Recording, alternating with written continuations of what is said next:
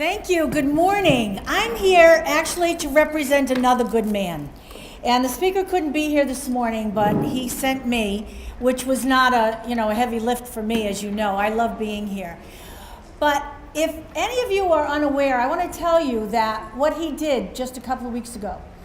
He stood before the Boston Chamber of Commerce and challenged leaders of the business community to work with him to do a better job around early education. And he talked about all of the things that you're here to talk about today. That if we don't have high quality education, high quality early education, we shouldn't have any, because it's not fair to children. He also challenged them to make sure that you were paid well, and spoke very eloquently about the fact that it's very difficult to keep you because we don't pay well enough. So I'm here to just tell you that we're going to work as hard as we can on this. But I also want to tell you it's great to be here with my colleagues, especially to see Marie St. Fleur. I tell the story that one day they allowed Marie and I to be in a room together with no staff and nobody to tell us it couldn't be done. And we decided that we could do it, that there could be a Department of Early Education and Care to completely change the dynamic. And it's taken us 10 years to finally get other people to realize what you do.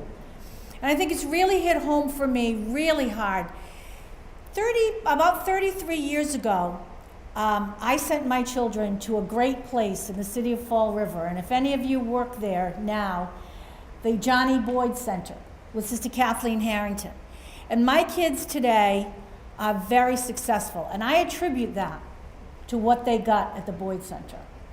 So now I have grandchildren, and it's amazing to me. I didn't even pay attention, really. You're too busy living and bringing your kids up. I didn't realize until much later what a great job that the Boyd Center did, and why my kids are a success, because certainly it wasn't me. They succeeded in spite of me. But now I see them with daughters and two little girls, and how difficult it was for them, first of all, to allow them to leave their arms, but that they have found wonderful, wonderful people. My daughter-in-law has used a family daycare provider. My daughter uses Strawberry Fields in Watertown. I don't know if anybody knows where that is. Anybody here from there? Well, go back and tell them they are doing such a good job. My daughter is now pregnant for her second child. And she and her husband both work. And they can afford high quality care. But it's still very expensive for them. And I said to her the other day, how are you going to do it? When she told me what it was going to cost her. And you know what she said to me? She said, it doesn't matter. We're going to do it because of the amazing, amazing experience that Ivy, that's the little 2-year-old, that the 2-year-old has gotten. We have to give those same advantages to our son. And it just hit me so hard that here's my daughter with a husband and they both work. They're worried about what it costs. What is happening to people who don't have 2 jobs between them?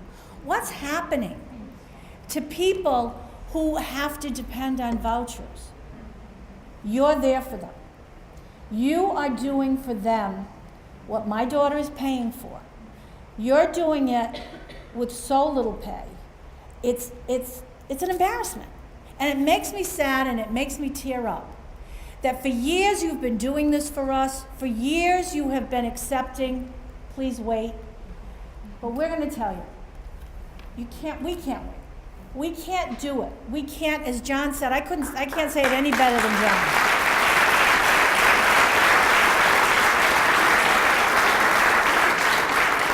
Every single child deserves a high quality early education experience. And we better the hell get on it.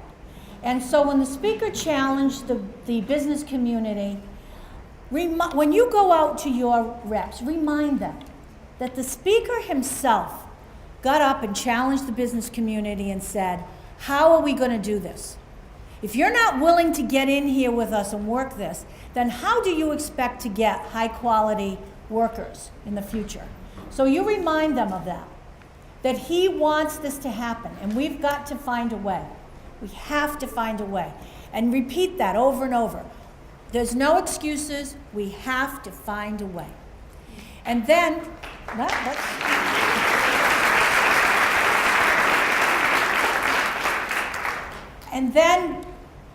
maybe we can finally look at all the children in the face, look at all of them and say, we're doing the right thing, we're doing the best job.